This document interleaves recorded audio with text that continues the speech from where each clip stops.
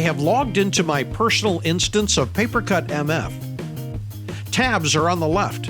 Let's log into the Groups tab.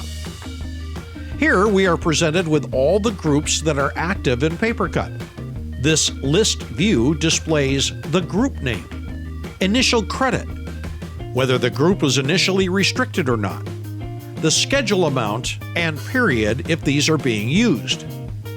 There is also a quick report available at the bottom, and you can grab a PDF, see an HTML view, or obtain a CSV output of the data. Under Actions on the upper right, we also have the ability to get a quick PDF report of the group print summary from the last 30 days. Bulk user actions are also available, as well as being able to add or remove groups. You can also use the large green button at the bottom to access this area. When attached to a directory service, as I am here with G Suite, all groups are available in the left pane. PaperCut does not pull in every group automatically, as cryptographic operators, distributed COM users, and other built-in groups are not needed. Therefore, we don't see them in the PaperCut areas where we want to use groups. This keeps the list nice and clean throughout the interface. Any groups that you do want included are easily activated by clicking on the name of the group and pressing the right arrow button. Conversely, groups that you no longer need in PaperCut can be removed by highlighting the group in the right pane and pressing the left arrow. Sometimes the group names can be very long, and you can expand your horizontal view of the panes by clicking on the Enlarge button. Back to the group list view, and now we'll take a look at bulk user actions on the right. Here we can filter groups or users to get the right selection needed. Then we can edit the credit balance of everyone in one fell swoop.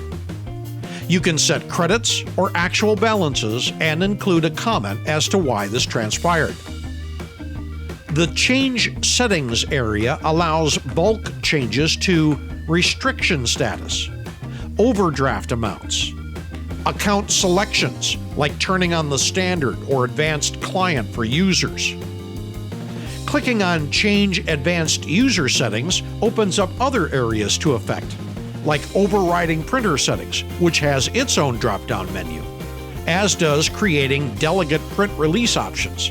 And you can modify users from unauthenticated to authenticated or vice versa. There is also the option to disable printing access for a selected period of time. PaperCut can automatically generate identity numbers for users in either the primary or secondary field. Clicking on this checkbox opens up another configuration option to set the length of the number, and a tip to use email notifications to provide the number directly to the end user. Also, there are some administrative selections to reset counters, reapply initial settings, or do a mass delete of the selected users. Going back to the group list, let's open up a group to see what's available. First, we have the details of the group and a link to show members of that group by creating a quick filter in the user view. Here is the section to schedule quotas, with a convenient drop-down to specify the period needed. You can determine the amount and whether or not you want it to keep rolling over or if you need a maximum value. Finally, you can use this checkbox to make this group the default settings, so that any new users will automatically obtain this configuration. Don't forget to click OK to submit your changes.